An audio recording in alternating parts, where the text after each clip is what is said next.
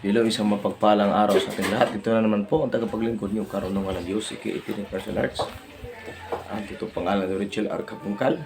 So, tatalakayin naman po natin ngayon is patungkol naman sa kahalagahan ng mga kargada o gamit sa katawan. So, kung tunghayan po natin sa Biblia, nakasulat po yan sa Efeso 6, versikulo 13. Pero bago po lahat, sana po yung malike at share niyo po at masubscribe niyo po ang channel natin para po mas matunghayan at mas masubaybayan niyo pa po ang mga kasunod na kabanata na imumungkahi at iulat ko sa inyo. Ngayon balik tayo sa topic natin. Gaano nga ba kahalaga ang kargada? Kaya nasuot natin.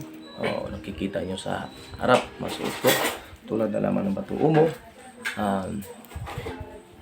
Gawin natin na luminous stone o sinasabi na iba na trabungko o cedar beads o kaya medalyon o kwintas ng bawat isang bibig, bat umo, tapos 5-in-1 at minsan. So, gano'n nga ba ito kahalaga? So, anuhin natin is iulat natin, gaya na sinabi ko kanina, is Efeso 6, versikulo 13, sinabi ng Amang may kapal, kaya't isuot ninyo ang mga kargada na binigahagi ng Panginoon upang makapaglaban kayo sa mga panunubok ng mga sasamang linikha at kailanman hindi nila kayo magagapi. Ibig sabihin, ang purpose ng kargada o mga paluti sa katawan ng katulad ng depensa ng mga anting o mga mutya ay talagang kusang ibinahagi ng Amang may kapal sa kanyang mga espiritu o mga lalang na espiritu na ibinahagi niya para makatulong sa atin sa pagpanangga. So maraming mga filosofiya ng silabasan, maraming kapaniwalaan ng silabasan na hindi na kailangan ang mga kargada kung ikaw daw ay nananalig lamang sa Amang may kapal. Tama po yun. Pero ito naman ang masasabi natin, hindi po lahat ng panahon ang ating pag-iisip ay kontrolado natin.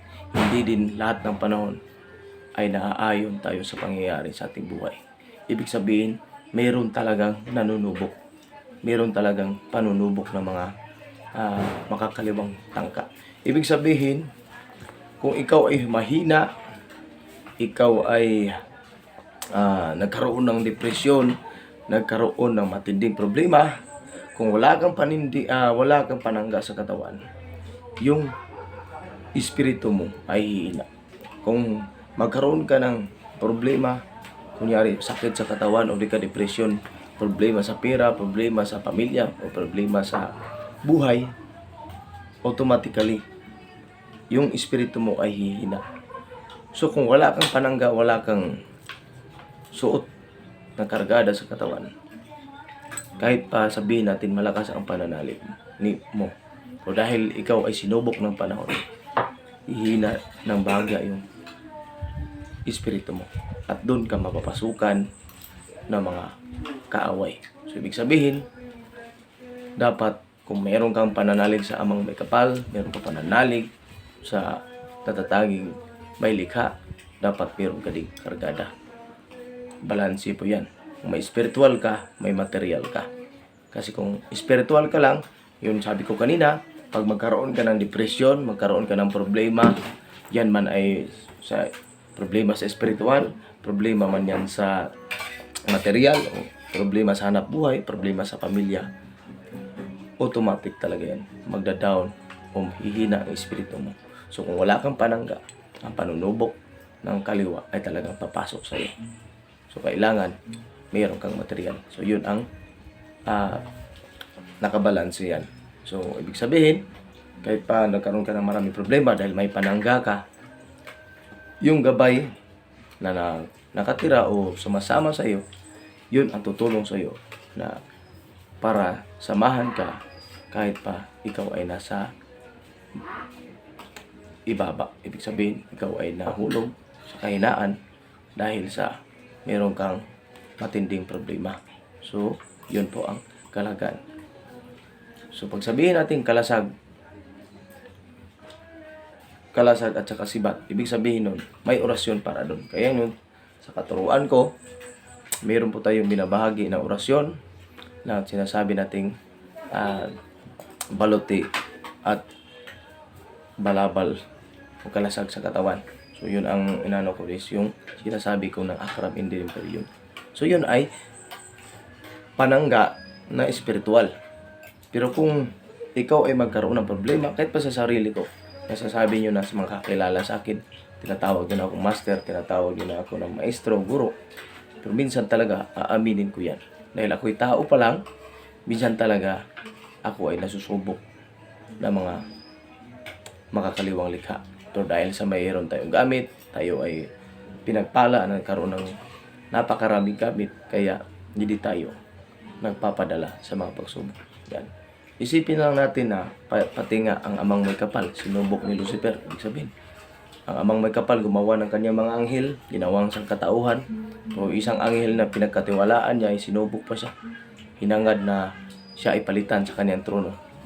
So, ganun din sa ating tao. Na kahit pa napaka makita ng mga tao na ikaw ay sa noble persona o ikaw ay isang matatag na tao na.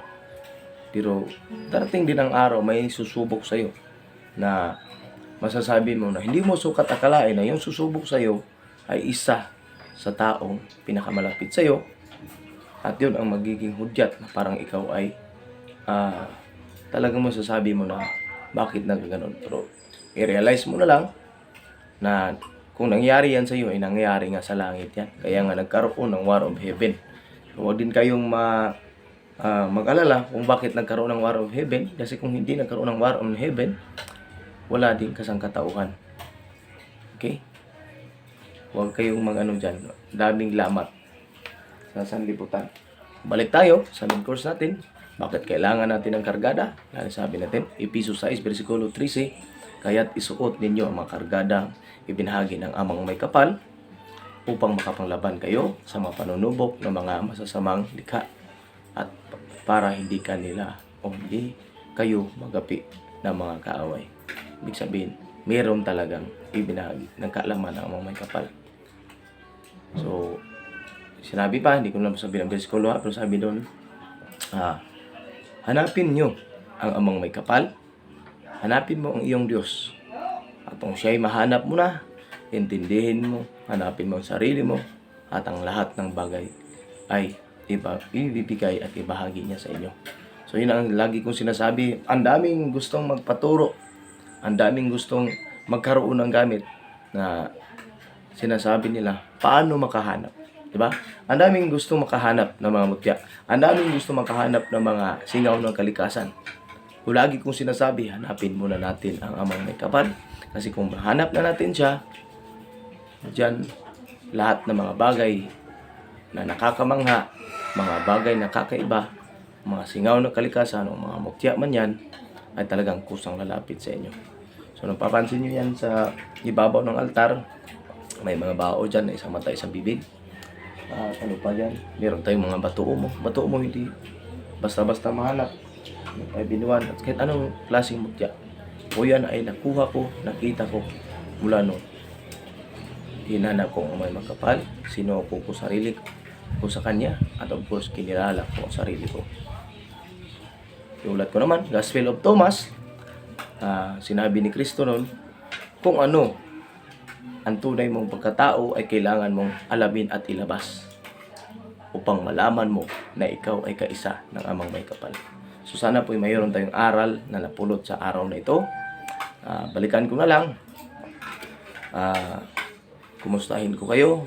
Kumusta na ang pananalig ninyo? Kumusta na ang paghahanap nyo sa liwanag? Sana ay kaisa na din tayo. At yun na. So gustong magpaturo, yung mga open-minded, handang magturuan, mag-PM ko po kayo. At ako po'y kausapin nyo at paglilingkuran ko kayo. So, tatapusin natin ang vlog natin ito sa pamagitan ng, of course, lagi natin sinasabi, sa pamagitan ng pagdarasal sa ngalan ng Ama, Anak at Espiritu Santo, Madre de Cama, San Marcos, San Lucas, San Juan Espadilla, ang apat na Ebanghelyo, basbasan nawa mo po o amang may kapal, kaming lahat nananalig sa inyo upang matunto namin ang landas at liwanag patungo sa kaharian kung saan kayo ay naroon.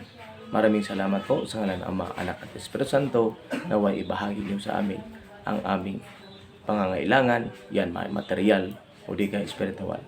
Purihin po kayo o Amang may kapal. Uha, Alleluia. Hanggang sa muli.